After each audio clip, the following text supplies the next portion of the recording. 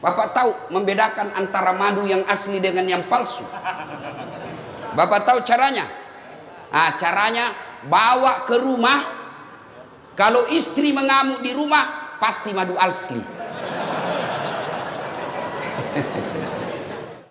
Ada perokok di sini? Ada? Banyak? Saya doakan kalian berhenti merokok. Apa hebatnya itu perokok? Coba kau lihat. Kalau kalian mengatakan rokok itu bagus, besok pagi panggil anakmu yang SD SMP, kau merokok bareng-bareng anakmu. Kalau kau bilang rokok bagus, ndak jalan otakku kalau ndak merokok, Ustaz. Bohong. Mana buktinya? Ramadan jalan di otakmu padahal kau tidak merokok siang hari. Itu perokok kayak beleng-beleng, bersandar-sandar. Itu aja dia kerja sampai 10 menit. Yang lebih parah kalau dia di toilet, keluar asap, dia isap, beleng-beleng. Saya doakan kalian berhenti merokok. Ibu-ibu, senang suamimu merokok? Dengar Pak, tidak senang dia, maka tabung uangmu harga rokok, simpan uangmu harga rokok, buka umroh, kita umroh bareng-bareng. Itu lebih manfaat daripada. Biar kau marah, saya mau pulang juga sebentar. Itulah api jenis pertama. Dibakar lagi 1000 tahun menjadi hitam. Inilah warnanya api neraka. Bayangkan, belum lagi dilihat. Allah bertanya, apa mereka pernah melihat api neraka? Tidak ya Allah. Hebatnya itu orang dalam masjid. Mereka belum pernah nampak api neraka. Mereka belum pernah melihat neraka secara nyata. Dia sudah meminta supaya mereka tidak dimasukkan api neraka. Apalagi nanti kalau dia sudah lihat api neraka. Itu neraka paling ringan kata Nabi. Diletakkan kerikilnya neraka di kakinya, saking panasnya mendidih sampai ke otaknya. Yang paling ringan. Tapi anak muda biasa kalau kita cerita neraka, dia bilang, sudahlah kayak kau datang aja dari neraka Ustaz. Dia cari kau nanti malaikat, dia putar godamnya. Itu godamnya penjaga neraka 7 kali beratnya dunia dan isinya baru sama. Kalau dihantam 1 kali, tak lempar 7 tahun baru sampai. Dia bilang anak mahasiswaku, enak dong bisa main game dulu. Oh itu kalau di dunia, kalau di akhirat di blender kok. Nah, lalu Allah bertanya lagi, apalagi yang mereka minta? Ya Allah, masukkan kami dalam surga. Allah bertanya, mereka pernah lihat surga? Tentu tidak ya Allah. Bapak-bapak pernah lihat surga? Surga belum pernah kita rasa, belum pernah kita bayangkan. Apa yang Bapak bayangkan kalau Al-Quran berbicara tentang surga yang di dalamnya mengalir sungai yang terbuat dari susu? Jangan kau susu, bayangkan susu yang ada di rumahmu. Tidak seperti itu. Kalau Allah berkata madu di dalamnya, jangan kau bayangkan madu yang ada di rumah. Bapak tahu membedakan antara madu yang asli dengan yang palsu? Bapak tahu caranya? Caranya bawa ke rumah. Kalau istri mengamuk di rumah, pasti madu asli. Ibu-ibu terancam malam ini. Ibu-ibu mau cepat masuk surga? Tidak ada jawab dia Pak. Mau ibu? Tidak ada jawab Pak. Silahkan suamimu kawin lagi. Dia bilang ibu-ibu banyak jalan menuju surga. Memang banyak tapi macet. Ini jalur pintas. Pernah dengar cerita penghuni surga sama penghuni neraka? Belum? SMS-anlah penghuni surga sama penghuni neraka. Dia bilang penghuni surga, bagaimana kabarmu di situ bro? Dia bilang, tidak ada enaknya di sini. Di blender terus kita. Siang malam tidak ada kesempatan untuk ngaso.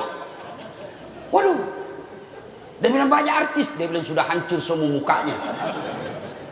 Lalu penghuni surga, penghuni neraka berkata, kamu bagaimana kabarmu di surga? Alhamdulillah, kami nyaman di sini. Dia bilang penghuni neraka, bolehkah kami jalan-jalan ke situ? Dia bilang boleh aja.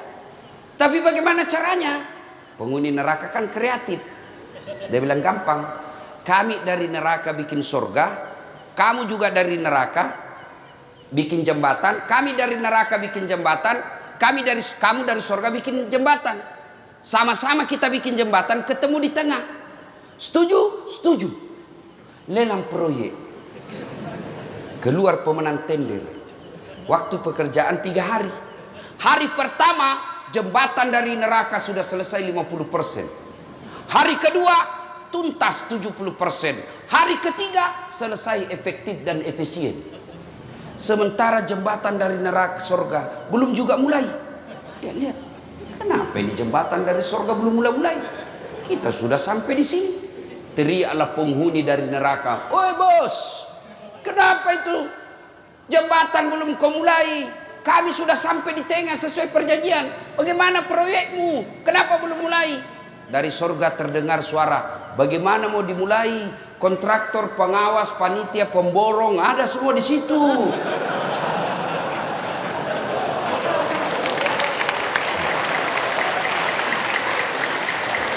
Di sini cuma penghafal Quran, tidak tahu dia hitung kalkulator.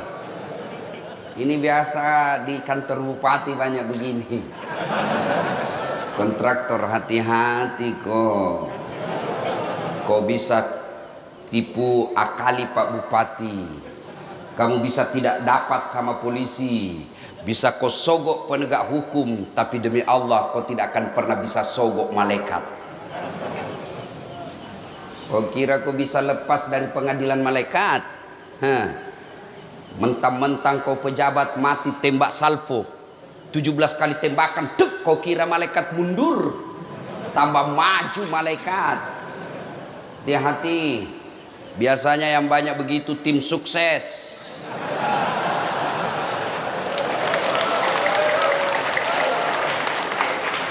Mumpung ada pejabat malam ini di sini, tim sukses ini kadangkala siapa? Dia yang sukses disuruh bikin baleho 10, 5 aja dia bikin. Hilang 5 dia makan, kau makan itu uang haram. Proyek-proyek palsu, SPJ palsu, nanti juga neraka surga palsu. Hati-hati, kepala-kepala dinas yang ada di tempat ini, jangan main proyek. Kalau kau masih aktif, ditangkap dan diperiksa polisi, masih nyaman rasanya kalau masih ada jabatanmu. Tapi begitu sudah 3 tahun kau pensiun, baru diungkap kasusmu, makan kau cilaka. Gara-gara kenapa? Banyak kontraktor-kontraktor begini, belum diresmikan jembatan sudah rusak, belum diresmikan pekerjaannya sudah hancur. Kenapa? Karena juga di kantor sudah ambil 20% sebelum dibangun. Kenapa ada 20%? Karena untuk menampil kada perlu duit banyak. Kenapa perlu duit banyak? Karena kalian juga mau disogok. Coba kalau umat Islam tidak ada yang mau disogok, maka terjadilah pemilihan pemimpin yang betul-betul sesuai syariah. Kalau kau memilih pemimpin sesuai syariah, maka kau akan dapat pemimpin yang baik agamanya, sehingga mereka melayani kamu, bukan dilayani oleh rakyat. Sekarang kalau datang orang sosialisasi, kau bilang wani pero, dikasih kau 300.000 satu kali makan bakso habis. Di 5 tahun kau menderita. Ya kalau 5 tahun, kalau dia 2 periode, dia mau lagi 3 periode, pret. Siapa yang salah? Kita semua salah, umat Islam. Jangan salahkan pejabatmu saja yang korup. Mulai dari cara memilihmu sudah salah. Coba kalau mereka datang, dia dapat duit, kamu bawa duit, kau rekam. Pak, kami tidak butuh duit, Pak. Kami butuh masa depan. Biar bapak tidak bawa duit, yang penting anak kami bisa cari kerja yang baik. Biar bapak tidak bawa duit, yang penting pertanian kami lancar. Biar bapak tidak bawa duit, yang penting kami bisa makan, terjamin keamanan, anak-anak kami bisa kerja dengan baik. Bapak tidak usah bayar kami. Tapi begitu kau minta 500.000, habis dalam 2 hari, dia tipulah kau 5 hari. Belum diresmikan proyeknya sudah hancur. Dan ketika hancur jembatan, kamu sendiri yang rugi. Ya? Nanti kalau pilkada jangan lagi minta-minta duit. Kalian juga calon pemimpin, jangan kau sogok rakyatmu. Coba kalau tidak ada money politik. Adik-adik kita yang sekolah ke Jawa, sekolah ke Sulawesi, mereka menjadi sarjana pertanian, mereka menjadi sarjana perikanan, mereka menjadi sarjana kelautan, mereka kembali ke Lombok, mereka kembali ke pulaunya, dia terapkan ilmunya, setelah jadi pejabat, dia pejabat cerdas karena memang dia punya kompetensi di situ. Jadi anggota DPR yang kompeten, tidak mendatangkan uang, mengandalkan uang saja. Maka lihatlah sekarang kita. Jadi anggota dewan tidak tahu persoalan. Kenapa? Karena dia hanya banyak duitnya. Ada anggota dewan di sini? Ada? Ada? Banyak? Tidak ada yang hadir saya lihat. Coba kalau dicoblos, datang semua itu. Pakai songkok, pakai gamis, siap membela rakyat. Dia pasang fotonya di pinggir jalan, terbalik kepalanya. Dia bilang siap jungkir balik untuk rakyat. Pret! Begitu terpilih hilang, tidak pernah ketemu lagi kita. Dia ganti nomor HP-nya. Banyak di sini? Banyak di kabupaten ini? Kau salah, kenapa kau pilih? Lanjut kisah. Ya Allah, masukkan kami ke surga. Lalu Allah bertanya, apa mereka pernah melihat surga? Tidak. Kau lihat itu hambaku yang ada di masjid. Luar biasa imannya kepadaku. Mereka belum pernah lihat surga, dia sudah meminta dimasukkan ke dalam surga. Bagaimana lagi nanti ketika mereka melihat surga? Pasti mereka sangat menginginkannya. Lalu Allah sampaikan kepada seluruh malaikat, hai malaikat, ketahuilah bahwa aku telah mengampuni dosa-dosa mereka yang hadir di tempat itu sebelum mereka meninggalkan tempatnya. Allahu Akbar. Jadi ternyata pengajian seperti ini bukan sekedar dengar ceramah, tapi pengajian seperti ini menghapus dosa dan kesalahan yang pernah kita lakukan. Itulah sebabnya kita mengucapkan Alhamdulillahi Rabbil Alamin. Ketemu Ustadz Dasat, kecewa bos. Apa hebatnya Dasat? Kecil, ceper, kurus. Ada yang tidak enak kalau saya ketemu. Ternyata kecil aja aslinya. Ibu-ibu lebih parah. Dia bilang, itu juga bajunya waktu di YouTube. Alhamdulillah. Itulah sebabnya setiap ada pertemuan, Pak Bupati tadi mengucapkan Alhamdulillahirabbil alamin.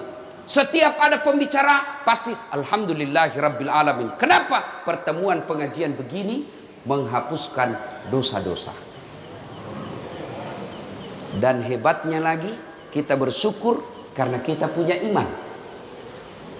Ada orang, bapaknya Nabi, anaknya tidak dapat hidayah. Kafir dia. Siapa? Nabi Nuh. Ada orang, anaknya Nabi, bapaknya jadi pengkhianat. Siapa? Ibrahim alaihissalam. Ada orang, suaminya Nabi, istrinya tidak dapat hidayah, kafir, Nabi Lut. Ada orang, paman Nabi, tidak beriman kepada Allah, tidak dapat hidayah, tidak beriman kepada Allah. Siapa? Abu Lahab dan istrinya. Bahkan Quran mengatakan, celakalah Abu Lahab dan istrinya.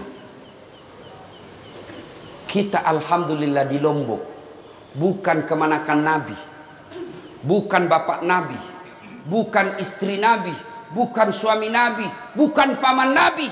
alhamdulillah kita beriman kepada Allah Subhanahu wa taala. Itulah sebabnya kita alhamdulillahirabbil alamin. Belum lagi ada yang berkata, tapi kan kami miskin Ustaz, tapi kan kami susah cari kerja, tapi kan kami tidak punya harta. Harta kita sesungguhnya paling mahal fi ahsani taqwim. Nih badan kita yang sangat sehat. Bapak,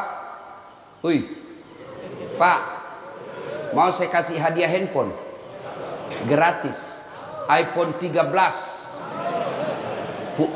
512 giga gratis. Mau? Betul, angkat tangannya mau. Oke, tapi begitu saya kasih kau langsung tuli. Mau kok? Mau? Untuk apa handphone kalau sudah tuli? Halo? Hei, rusak lagi nih HP. Halo? Hei, halo? Bukan HP rusak, telingamu yang masalah. Coba. Dan hebatnya lagi Allah kasih kita ini telinga, 2 pasang, tempatnya sangat spesial. Apakah pernah Bapak bayangkan bagaimana seandainya telingamu satu di bawah ketek? Halo? Ya, kok di mana? Satu lagi di bawah pantat. Halo? Alhamdulillah. Dan hebatnya lagi di telinga, dia bisa bedakan mana bunyi handphone, mana bunyi kentut. Dan tidak pernah kursus. Apa pernah kalian kursus membedakan bunyi? Allah sertakan cara membedakan mana gelas jatuh, mana piring jatuh tanpa kau lihat. Ini saya baru 2 hari bermasalah, saya rasa telinga saya karena terlalu banyak terbang, selalu mendegung. Baru 2 hari. Saya bersyukur. Ternyata ada nikmat Allah yang saya abaikan selama ini. Nikmat ini telinga yang tidak sakit. Coba ini telinga. Kalau suruh bayar Pak, berapa mahalnya? Mau lagi saya kasih Pak. Handphone 4 kameranya. 4 kameranya Pak. Bapak-bapak yang sudah tua, untuk apa kau beli handphone mahal-mahal 4 kameranya? Nah cuma 1 istrimu. Kecuali 4 istrimu ya 4 kameranya. Kamera 1 istri pertama. Iya. Ini ada kamera mahal. Kamera yang saya bawa itu lebih 100 juta. Tapi apa itu yang mahal? Bukan. Biar kau punya kamera begitu ndak ada matamu. Ayo. Dan biar Bapak punya kamera harga lebih 100 juta, Bapak tidak punya ilmunya, Bapak ndak bisa pakai. Foto-foto. Ya setengah badan, 1,5 badan betul, ternyata pusat ke bawah. Harus Bapak tahu berapa kekuatan cahaya yang ada waktu ambil gambar. Beda ketika luar dan di dalam. Itu harus ditahu semua. Berapa jarak dari mata kita, kamera ke objek, itu harus ditahu. Ada zoom in, zoom out, diputar. Punya duit 100 juta belum tentu kalau kau tidak bisa pakai ilmunya. Punya ilmunya tidak ada uangmu belum tentu kau bisa ambil pakai. Tapi alhamdulillah ada Allah kasih kita kamera namanya mata. Dia punya lensa namanya retina. Dia punya zoom out, zoom in namanya pupil. Dan hebatnya mata kita Allah sertakan yang namanya sensor. Dia bisa bedakan mana istri, mana tetangga. Bayangkan Pak Bupati, seandainya Bapak tidak bisa bedakan mana istri mana pegawai. Kenapa lain-lain rasanya malam ini? Ternyata security. Coba, hebatnya di mata. Bapak buka, langsung fokus, tidak perlu kau putar-putar. Bayangkan seandainya ini mata harus diputar dulu kalau perang, maka polisi lebih dulu ditembak sama penjahat. Ada polisi di sini? Ada? Jangan kau musuhi polisi anak muda. Kau kira enak hidup kalau tidak ada polisi? Kau kira enak hidup kalau tidak ada polisi di Indonesia? Bayangkan susahnya kita kalau tidak ada polisi. Diserobot tanahmu, siapa kau cari? Hartamu dijarah, anakmu diperkosa, istrimu dibunuh, siapa kau cari? Siapa? Polisi. Dirampok rumahmu, siapa kau cari? Penghafal Quran. Tidak selesai. Siapa kau cari? Polisi. Makanya jangan musuhi polisi. Bahkan saya selama ada di Pulau Lombok ini, saya dikawal polisi. Pun kalau ada polisi yang minta-minta uang di jalan, itu polisi film India. Kau melanggar. Kau tidak lihat ini rambu-rambu? Saya lihat, Pak. Kenapa kau langgar? Saya tidak lihat Bapak. Kenapa kau tidak lihat saya? Bapak sembunyi di tikungan. Karena hari itu besok langsung begitu saja. Saya tilang kamu. Ada surat-suratku, Pak, lengkap. Saya tilang kamu. Kenapa Bapak tilang saya? Kau pembohong. Maksudnya apa, Pak? Motormu Honda, jaketmu Yamaha. Dia tulis surat tilang. Marah ini anak mahasiswa ditilang. Bapak juga pembohong. Ngaku polisi baru pulpenmu pilot. Itu polisi film India, bukan polisi Indonesia. Bapak tahu enggak? Kenapa kita bisa tablik di sini? Sekarang, enggak seperti sebelum awal-awal COVID. Dua sebabnya. Satu, diizinkan polisi. Biar Pak Bupati mau, polisi tidak mau, enggak jalan. Yang kedua, karena mayoritas kita sudah vaksin. Ibu bapak saudara-saudara sekalian, poin pertama, bersyukur Allah kasih kita iman, Allah kasih kita kesehatan. Mau lagi saya kasih contoh? Mau lagi? Pentingnya kita bersyukur dengan kesehatan ini. Pak Bupati kasih kita mobil gratis. Mau? Mobil gratis, mau? Mau? Mau. Tapi begitu dikasih kuncinya, bapak langsung lumpuh. Mau? Berarti alat transportasi yang paling mahal bukan Toyota, bukan Honda, bukan Yamaha. Tapi apa alat transportasi paling mahal? Kaki yang sehat. Maka kita bersyukur dengan ucapan hamdalah, alhamdulillahi rabbil alamin. Yang kedua, setelah bersyukur dengan lisan, maka kita bertafakkur. Apa itu bertafakkur, Ustadz? Mengevaluasi diri, menimbang-nimbang seberapa banyak nikmat Allah berikan, kita pergunakan untuk amar ma'ruf nahi mungkar. Alhamdulillah jadi bupati. Tidak semua orang bisa jadi bupati. Alhamdulillah. Sebagai rasa syukurnya, manfaatkan jabatan untuk mengantar orang masuk surga. Pak Bupati, keliru seorang pejabat ketika tidak memudahkan jabatannya masuk surga. Saya ceramah, ayo sholat, jangan hamar, mari berjamaah. Paling yang dengar 10, yang laksanakan 1. Tapi coba kalau Pak Bupati lakukan himbauan sholat jamaah. Datang sholat jamaah subuh. Assalamualaikum warahmatullahi. Assalamualaikum warahmatullahi. Cari mana ini kepala dinas PU? Tidak pernah juga hadir-hadir saya lihat salat jamaah. Ajudan langsung telepon, Pak Kadis, dicari kok sama Pak Bupati. Katanya beliau tidak pernah kau dilihat salat jamaah. Besok Pak, belum azan sudah ada di masjid. Itu hebatnya kalau ada jabatan. Iya toh? Saya jadi Kapolres. Beda ketika Kapolres menyampaikan nahi mungkar dengan seorang ustaz. Jangan hamar, jangan mabuk, jangan narkoba. Pemabuk dia kasih kempes ban motorku. Dia kencingi saya punya mobil. Kalau ustaz amar ma'rufnya nahi mungkarnya Pak, 100 yang dengar, 2 orang laksanakan, sudah hebat. Tapi coba kalau dia Kapolres, awas. Saya dapat kau mabuk, saya tangkap kau kasih masuk kau bui. Berhenti dia mabuk Pak. Iya. Maka kalau bersyukur kepada Allah, ayo gunakan nikmat Allah untuk mendekatkan diri kepada Allah. Itu pejabat. Kalian dia diberi nikmat ustadz, punya ilmu, syukuri dengan cara apa? gunakan ilmu itu mengajak orang untuk amar ma'ruf nahi munkar. Mendakwah, dakwalah yang rahmatan lil alamin. Dakwah yang diajarkan leluhur tuan-tuan guru kita yang ada di Lombok. Zaman dulu tuan-tuan guru kita yang ada dari Lombok ini tidak ada mendakwah dengan memaki dan mengkafir-kafirkan orang.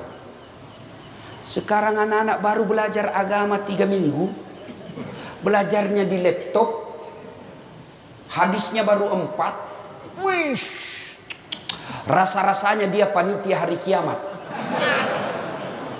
Ada kan yang begitu? Ada. Maulid haram, bid'ah, tidak ada pada zaman Nabi. Kenapa zaman Nabi tidak ada maulid? Untuk apa mereka diceritakan kisah Nabi? Nah, mereka hidup sesama dengan Nabi. Untuk apa diceritakan masa hidupnya Nabi? Mereka lihat Nabi. Ya wajar mereka tidak maulid. Kita maulid bukan untuk makan ketan, tapi kita mau dengar ceramah bagaimana sisi hidup Nabi dan ulama yang tahu. Kenapa? Karena dia baca kitab. Maka kita dengar. Maka saudaraku yang tidak mau maulid silahkan, tapi jangan kau kafirkan kami.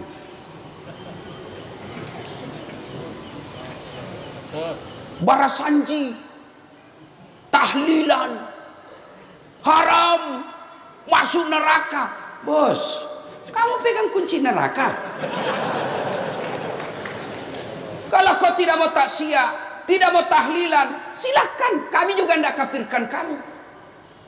Tapi mari saling menghormati. Adik-adikku yang hijrah kalian, makin banyak ustadz kau dengar makin bagus. Hanya satu kau dengar ceramah, sempit wawasanmu. Maka saya selalu diajak, ustadz ini kan sudah banyak penontonnya, pengikutnya. Pak Bupati, penonton saya di YouTube sekarang 198 juta. Dalam bulan ini mungkin sudah 200 juta. Maka orang minta, ustadz bikin sahabat Ustadz Das'at Latif. Jangan, semua sahabat saya. Kalau ada sahabat Das'at berarti ada bukan sahabat saya. Semua sahabat, orang kafir, orang tidak beragama sekalipun sahabat saya. Bahkan artis pun. Dengar gitu kata. Semua sahabat kita. Kalau kita milih-milih ustadz, dan kalian ketika dengar dakwah, selesai ustadz ini dengar, selesai ustadz ini dengar, selesai dengar ini, jangan kau jadi hakim dewan yuri. Kalau ustadz Das'at ceramah nyaman, enak biar 2 jam. Tapi kalau ustadz itu ngantuk. Jangan, amalkan ilmunya. Jangan kau banding-bandingkan gurumu. Amalkan saja. Makin banyak guru kau dengar makin bagus. Makin banyak kitab kamu baca makin enak. Jangan sempit hanya satu. Ketika kau dengar ini, oh menurut ustadz ini begini, menurut ustadz ini begini, menurut ustadz ini begini. Setelah itu silahkan kau sholat istikharah. Setelah itu lakukan apa kau yakini benar tanpa kau salahkan orang lain. Coba Imam Syafi'i mengajarkan kunut ketika subuh. Punya murid namanya Imam Ahmad. Ketika Imam Ahmad pergi ziarah kubur ke makamnya Imam Syafi'i, Imam Ahmad kunut. Diprotes sama muridnya. Ya Imam, Anda mengajarkan tidak kunut. Kenapa kau kunut? Kata Imam Ahmad, saya menghargai pendapatnya Imam Syafi'i.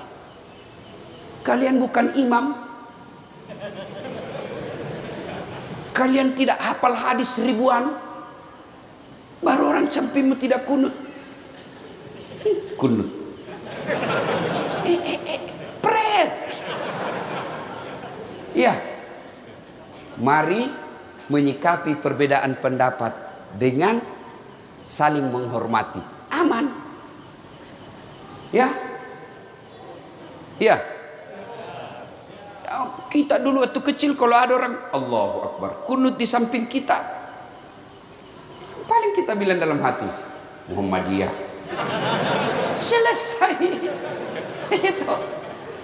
Nah, Bapak saudara-saudara sekalian, nah, mari gunakan ilmu untuk mengajak kepada kebaikan. Dakwakanlah apa yang kalian tahu. Dan ketika dakwah itu diamalkan orang, ilmu yang kita miliki diamalkan orang, maka selama ilmu itu diamalkan, kita dapat kiriman amal pahala meskipun kita sudah dikubur. Itu yang kita yakini sebagai amal jariah. Sebagai syukur lagi, Allah kasih hidayah, Allah kasih iman, Allah kasih kesehatan. Apa syukur kita? Gunakan kesehatan itu untuk datang ke masjid. Alhamdulillah, di mana-mana saya ceramah di Lombok, selalu penuh jamaah. Apalagi kalau subuh, penuh masjid sampai di luar, tidak ada di dalam. Yang ada di dalam orang tua sudah pensiun, lomba batu.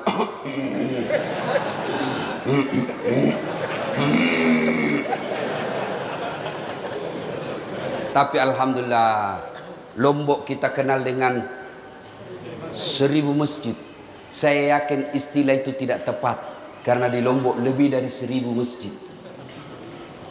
Tapi untuk apa ada masjid 1000 kalau sepi dari pengunjung?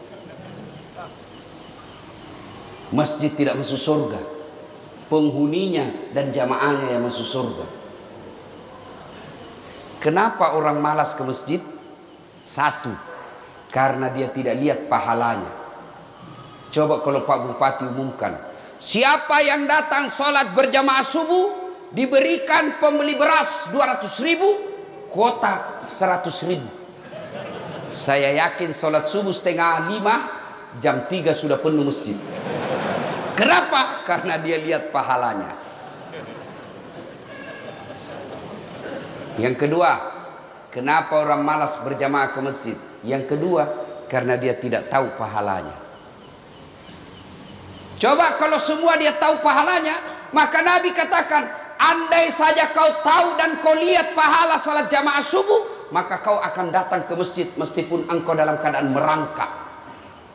Coba bayangkan, andai saja kau lihat dan kau tahu pahala salat subuh, kata Nabi, kau akan merangkak datang ke masjid. Begitu hebatnya. Tapi karena kita tidak tahu dan tidak melihat, maka kita malas jamaah ke masjid. Apa keutamaan salat jamaah? Satu, kalau bapak wudhu dulu, dan memang itu lebih utama, lalu dia pakai baju yang diridai Allah, yang halal, yang bersih, lalu dia pakai parfum, melangkah kaki kanannya, kata Nabi, catat 1 pahala, melangkah kaki kiri, gugur dosa kecilnya.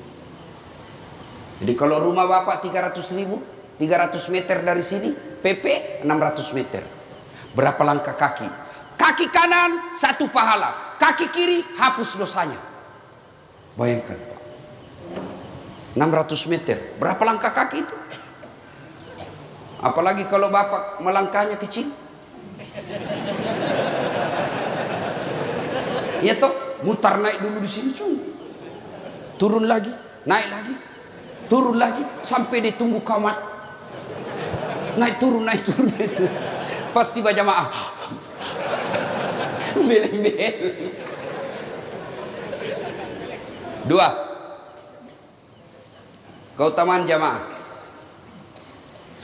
Seluruh materi yang bapak lewati, pagar, tembok, aspal, tegel, dinding, pohon, semua jadi saksi.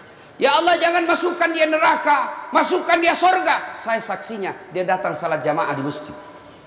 Itulah sebabnya ulama mengajarkan, ketika sholat di masjid, 2 rakaat kita sholat sunnah, pindah lagi.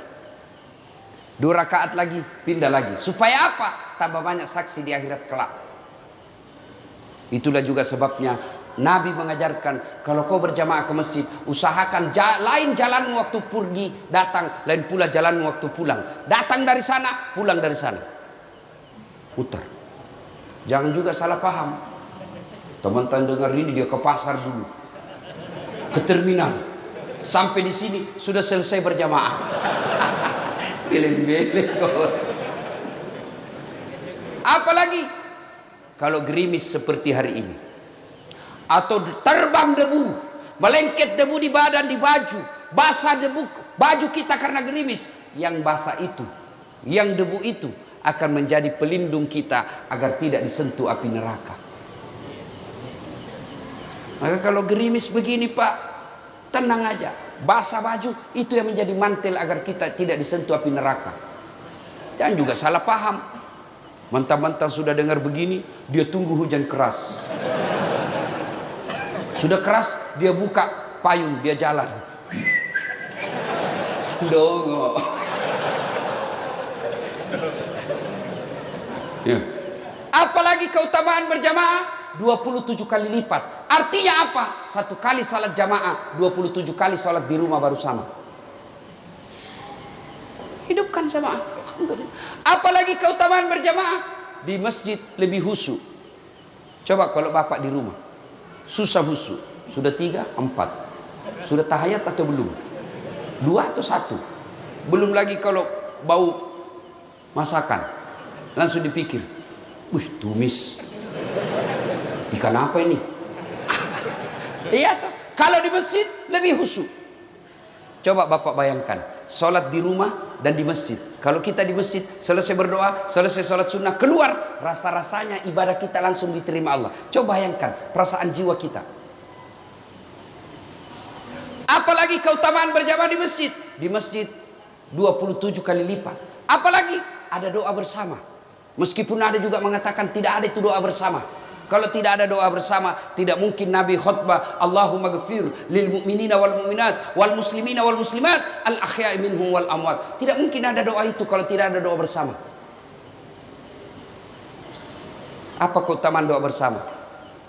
Ada ustadz mimpin doa, alim, di belakangnya ada penghafal Quran, di belakangnya ada anak yatim mengucapkan amin, sehingga doanya Pak Imam dikabulkan karena ada orang-orang yang makbul doanya. Itulah sebabnya Pak Imam selalu dianjurkan kalau bapak mimpin doa, kasih dengar suara, jangan juga terlalu kencang, yang penting didengar jamaah, dan bacalah doa yang umumnya orang hafal. Yang kita berdoa tidak ditahu apa dia minta, kita di belakang amin amin saja, amin. Dia doa silent, amin. Berdengar juga bos. Siapa tahu jadi imam anak muda bujang, ya Allah berikan kami jodoh. Dia bilang bapak di belakang amin. Dia bilang pula istrinya di belakang amin. Kau setujui suamimu kawin lagi? Dia bilang, ibu kenapa itu Ustadz poligami terus dicerita? Ibu-ibu, di Quran itu ada 4 jenis rumah tangga Pak. Yang pertama, suaminya beriman, istrinya kafir. Ini Nabi Lut. Yang kedua, suaminya kafir, istrinya beriman, Fir'aun laknatullah alaih. Yang ketiga, istrinya pun kafir, suaminya pun kafir, Abu Lahab. Yang keempat, istrinya beriman, suaminya beriman, Ibrahim alaihissalam. Bapak pilih mana? Ibu-ibu pilih mana?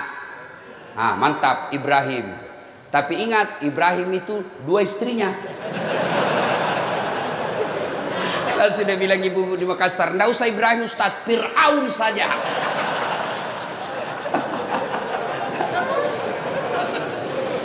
Ayo. Nah, apalagi penyebab orang malas berjamaah ke masjid?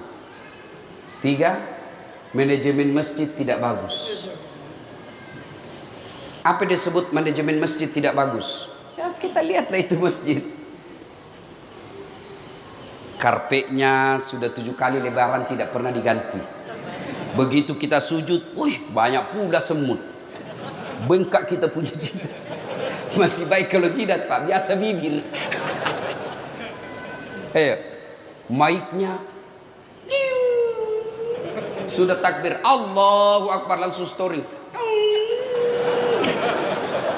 Mau diperbaiki, kita sudah takbir, terpaksa ditunggu sampai selesai sholat Pak. Kau ketawa karena pernah semua kau alami toh.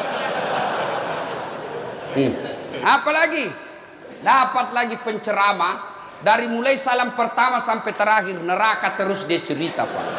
Ditusuk pantatmu, ditusuk 2 digunting kamu.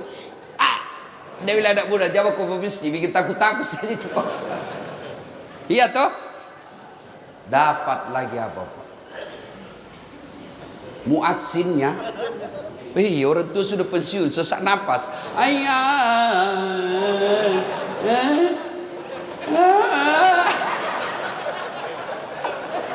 La haula wala quwwata illa billah. Apalagi dapat lagi imam yang membalik-balik sunnah Nabi. Baca bab sholat jamaah. Coba baca bab sholat jamaah. Itu sudah dijelaskan. Kalau kau jadi imam, ringkaskan bacaan sholatmu. Yang kedua, baca yang umumnya orang hafal. Itu anjuran Nabi. Ini rata-rata anak muda penghafal Quran. Kalau dia jadi imam, dia balik sunnah Nabi. Dia baca yang paling panjang, hanya dia yang hafal.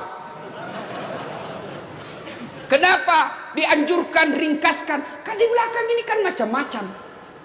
Ada orang tua yang rematik, tidak bisa lama berdiri.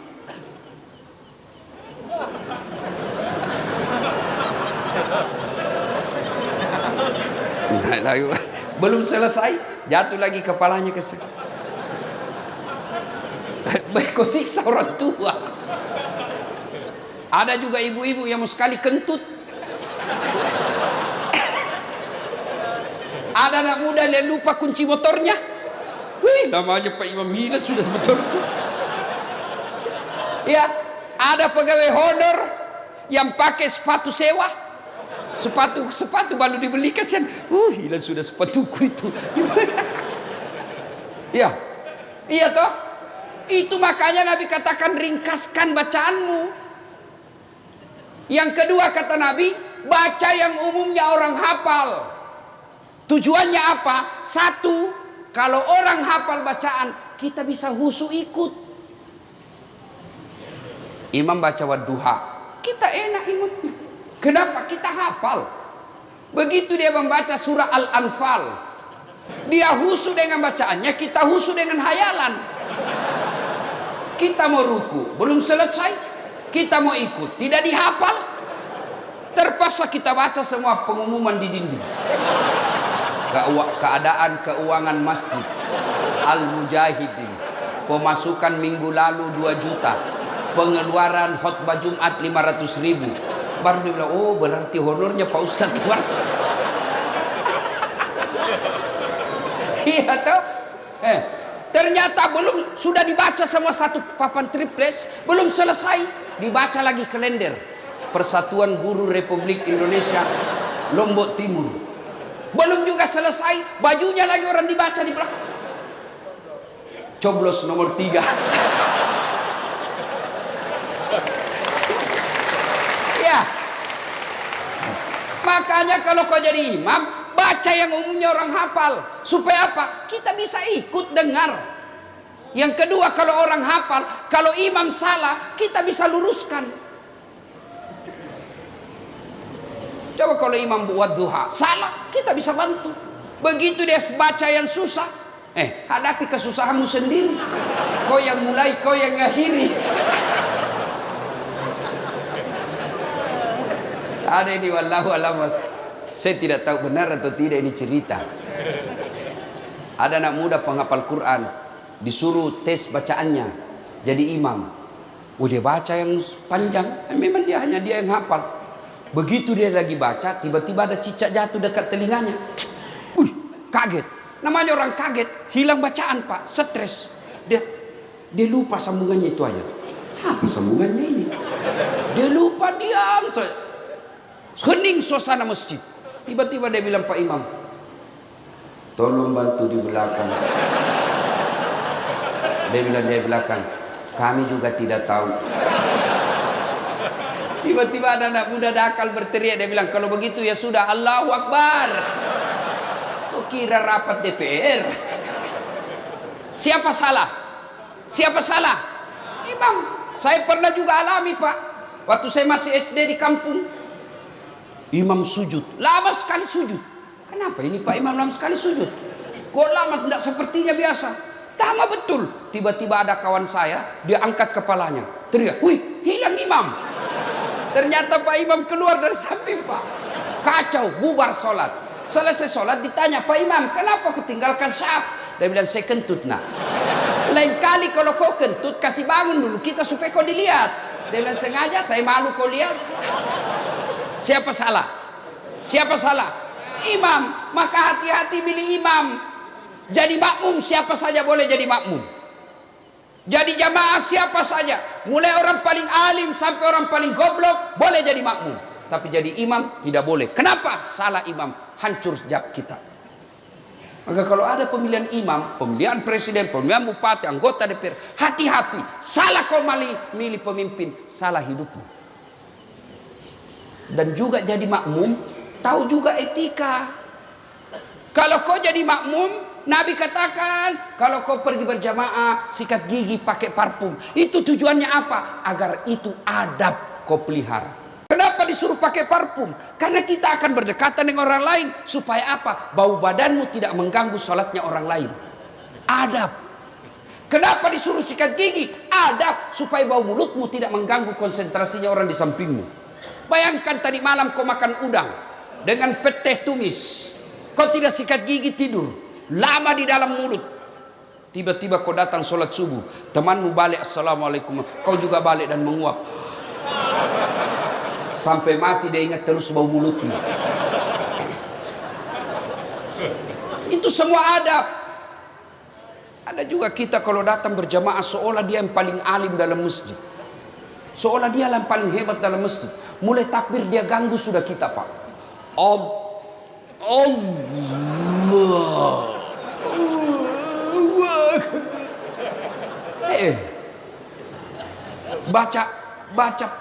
Baca Fatihah kayak dia mau gigit telinga kita, Pak.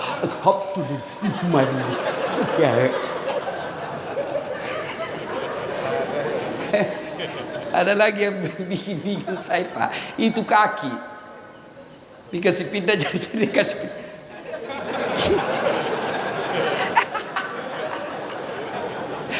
Ada saya sholat, saya kasih pindah, dia kasih pindah lagi, saya kasih pindah lagi, dia kasih pindah, saya langsung saya sholat, saya tanya, dia bilang kenapa kau injak kakiku, Ustaz? Kau salah, kenapa kau kasih pindah-pindah? Supaya sapnya rapat, Ustaz. Saya bilang, Dek, begini, kalau mau rapat sapmu bukan kaki yang kau kasih rapat, ini bahu sama siku. Bisa jadi rapat kakimu rapat, jari-jari kakimu rapat, tapi sapmu renggang.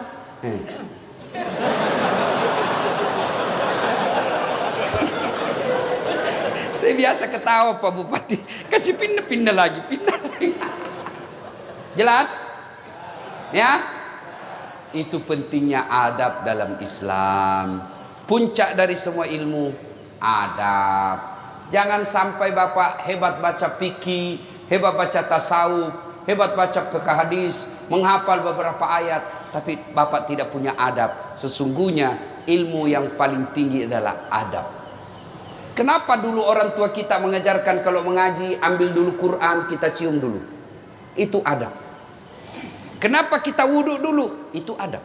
Selesai ceramah, selesai dengar ngaji, kita simpan lagi Quran, cium lagi, simpan di tempat tinggi. Itu adab. Maka kalian kalau datang ke masjid, adik-adikku ini yang baru belajar agama, kamu tidak mau doa bersama, tidak mau zikir bersama, kita hargai, tapi jangan kau ambil saf paling depan. Karena biasanya kalian selesai sholat, assalamualaikum warahmatullahi, assalamualaikum, langsung melangkah. Kalau kau di belakang karena berpendapat supaya saya tidak mengganggu orang berdoa, kalian mulia di sisi Allah. Tapi kalau kau kalian di depan, kau langkah-langkai tuan gurumu, kau langkah-langkai alim ulama, tanpa kau tabe-tabe, hai, kau bukan orang hebat di hadapan Allah. Adab. Datang berjamaah, adab. Dan juga adab berjamaah, kalau imam salah, ada adabnya. Dalam bermasyarakat orang Islam, ada adab. Imam salah, tidak langsung tarik, Pak Imam salah kok. Enggak, langsung, weh salah. Enggak, bos. Preman itu. Imam salah, apa yang kita ucapkan? Subhanallah. Itu adab. Kalau kau demo silahkan, tapi jangan bakar fasilitas umum. Kau demo silahkan, tapi jangan kau ganggu orang lain. Itu Islam mengajarkan. Silahkan kau tidak setuju dengan pemerintah, tapi jangan merusak fasilitas umum. Kau mendemo silahkan, tapi jangan kau kata-kata kasar. Itu adab. Jangan mentang-mentang imammu salah kau tarik kakinya. Dan imam juga kalau salah tahu diri, mundur. Jangan bilang pura-pura tidak dengar. Batallah salat kita. Nah, alhamdulillah di kabupaten kita ini makmumnya baik, imamnya baik. Mudah-mudahan Allah memelihara kabupaten kita ini. Ketiga, masa pandemi ini tidak pernah kita prediksi, tidak pernah kita sangka. Banyak orang bangkrut, banyak orang tiba-tiba tidak punya pekerjaan. Bahkan ada di antara kita keluarganya meninggal, karib kerabatnya meninggal. Bahkan ada kawan saya, ibu bapaknya meninggal dan adiknya juga meninggal. Covid tentu tidak ada yang Allah hadirkan di dunia tanpa tujuan.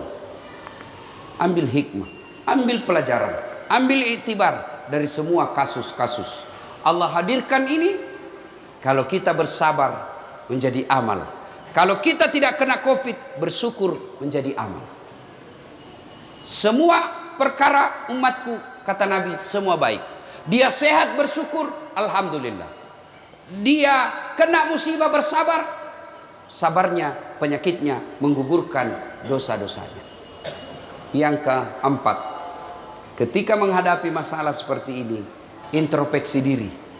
Dan cara paling baik mengintrospeksi diri kita, periksa sholat kita. Sholat diperbaiki. Adik-adik sekalian, kalian mau mencapai dunia, sholatlah. Sholatlah. Kecil buat Allah. Memberikan apa yang kamu mau, kecil buat Allah. Kalian berdoa, ya Allah berikan saya jodoh, Allah dengar. Ya Allah perbaiki ekonomi keluargaku, Allah dengar.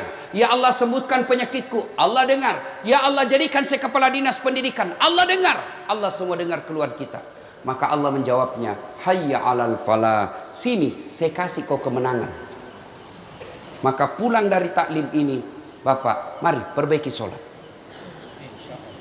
Saya sudah sholat Ustaz. Jangan puas sampai di situ, perbaiki kualitasnya. Jangan sampai kita sholat kayak main-main. Allahu Akbar. Kau ketawa karena kau bayangkan dirimu. Sholat kayak tidak semangat sekali Pak. Takbir aja kayak tidak pernah makan.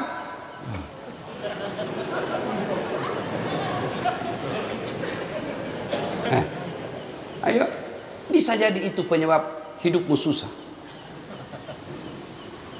Sholat, ada yang tanya, Ustaz, bagaimana sholat? Boleh tidak pakai celana dalam? Boleh, tapi bayangkan kalau Bapak ruku. Bapak ketemu bupati tidak pakai celana dalam, kan tidak enak rasanya di sini sih. Pak.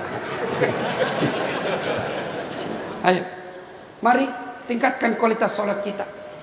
Perbaiki baju kita pakai menghadap kepada Allah. Dalam surah Al-Jum'ah pakai baju yang baik. Jangan sampai kita sholat itu juga baju mencuci, dipakai jual ikan, dipakai ke pasar, dipakai ke sawah, pakai main futsal, pakai tidur. Kau pakai lagi sholat. Ingat, ada dalam Al-Quran, fawailul lil musallin, celaka orang-orang yang sholat. Siapa? Mereka yang lalai dalam sholatnya. Siapa yang lalai dalam sholatnya? Mereka yang tidak memperhatikan rukun-rukunnya sholat, terutama ketika tumak nina. Apa itu tumak nina? Istirahat sejenak. Biasanya kita pakai dalam rukun itu, yaitu ketika kita selesai ruku, i'tidal, sujud. Ada orang itu tumanina. Misal, Allah, sami Allahu liman hamidah. Itu harus bernapas dulu sebentar, 1-2 kali bernapas, baru turun. Dan itu namanya istirahat sejenak. Tanganmu tidak banyak goyang. Sami Allahu liman hamidah. Jangan sami Allah.